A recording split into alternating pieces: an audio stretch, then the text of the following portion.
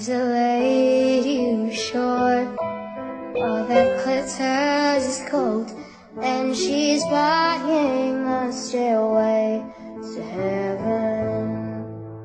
When she gets there, she knows if the stores are... Bismillahirrohmanirrohim. Assalamualaikum warahmatullahi wabarakatuh. Selamat pagi guys. Pertama-tama saya ingin menyampaikan selamat Hari Raya Idul Fitri. Mohon maaf lahir dan batin, minal aizin wal faizin. Pagi ini seperti biasa saya ingin menyampaikan atau saya ingin menyapa rekan-rekan saya di Facebook dan media sosial yang lainnya ya, bahwa saya menyampaikan podcast Bela Negara dan membawakan Islam dalam bingkai rahmatan lil alamin.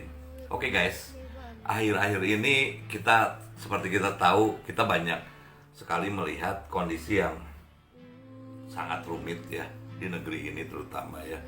Karena apa? Karena Islam begitu dibolak-balikan dan pengertian Islam itu begitu banyak hal-hal yang disimpang siurkan ya. Saya anggap demikian ya. Padahal tujuan Islam itu adalah rahmatan lil alamin. Hal yang sangat jelas ya dan positif ya. Nah, saya ingin menceritakan ya sedikit mengenai masalah apa sih sebetulnya, bagaimana sih orang masuk Islam sebetulnya. Sebetulnya orang masuk Islam tuh cukup mengucapkan 2 kalimat syahadat. Kemudian dia melakukan sholat ya. Untuk tujuan sholat itu adalah untuk melakukan amal ma'ruf nahi mungkar, berbuat kebaikan dan menghindari perbuatan yang keji dan mungkar. Nah, kondisi ini justru banyak sekali orang-orang terutama para ulama abal-abal yang punya tujuan politik membelok-belokkan ke sana kemari. Padahal Islam itu agama yang sederhana dan bisa dipenuhi oleh semua orang ya, bisa dianut oleh semua orang dengan ajaran yang sederhana pula ya. Karena pada dasarnya Islam itu adalah amal ma'ruf nahi mungkar. Kenapa kita punya kewajiban sholat? Karena sholat itu tujuannya adalah mencegah perbuatan keji dan mungkar. Nah, mengenai masalah definisi sholat sendiri, syariat sholat sendiri, saya tidak akan bahasnya di sini ya, karena punya banyak perbedaan dan memang sangat sinkretis dengan budaya-budaya setempat di mana penganut Islam itu mempunyai budaya atau di negara-negara di mana dia berasal ya. Nah, terus kemudian ada satu riwayat Nabi ya yang dikisahkan dalam hadis sahih Bukhari Muslim ya. Pada saat itu Nabi melakukan penaklukan kaum jahiliyah di suatu tempat ya. Kemudian ada seseorang yang mengucapkan 2 kalimat syahadat, dipenggal oleh sahabatnya atau Usamah ya. Sahabatnya tuh Usamah namanya ya. Kemudian Nabi menegur Usamah, kenapa kau memenggal seseorang yang sudah mengatakan 2 kalimat syahadat?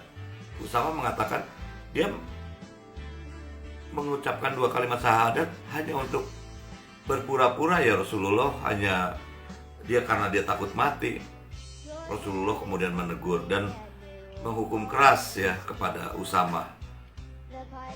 Saya tidak tahu bentuk hukumannya seperti apa, tapi jelas dijelaskan dalam hadis itu dia menghukum keras ya kepada Usamah dan mengatakan bahwa siapa yang bisa mengetahui isi hati seseorang? Kenapa engkau mengada-ada? Oke. Kemudian Rasulullah menjelaskan bahwa orang Islam itu adalah orang yang sudah mengucapkan 2 kalimat syahadat, kemudian dia melaksanakan jihad dan sedekah. Apa itu jihad? Jihad itu memerangi hawa nafsunya pada saat dia punya keinginan yang tidak sesuai dengan kemampuannya. Dia harus berjihad, dia harus bisa menahan hawa nafsunya. Kemudian sedekah. Apa itu sedekah? Sedekah itu berani untuk membantu sesama, mengasihi sesamanya. Itulah cerminan Islam, rahmatan lil alamin. Oke guys, jadi Saya sangat prihatin ya dengan kondisi ajaran Islam yang dibawakan oleh para ustadz yang saya tidak mengerti ya sama sekali ya. Mereka memprovokasi, mereka sendiri juga banyak membuat dalil-dalil yang aneh-aneh. Saya sesungguhnya tidak mengerti sama sekali. Kalau toh mereka bicara, mereka melakukan satu pemurnian Islam atau bicara mengenai masalah sunatullah, apakah mereka tahu? Apakah mereka ada saksi apa yang dilakukan Rasulullah seperti itu? Tidak relevan, guys. Karena pada dasarnya Islam itu harus mengikuti peradaban dan kemajuan zaman. Sedangkan Islam itu lahir juga dari peradaban. Masa kita mengikuti beberapa tahun ke belakang? Pada dasarnya beragamalah dengan akal sehat dan dengan logika yang baik ya guys. Karena beragama tidak dengan akal sehat, kita akan mudah dibodoh-bodohi dan ditipu oleh para bajingan, terutama bajingan politik. Oke guys, mungkin cukup sekian dari saya. Assalamualaikum warahmatullahi wabarakatuh.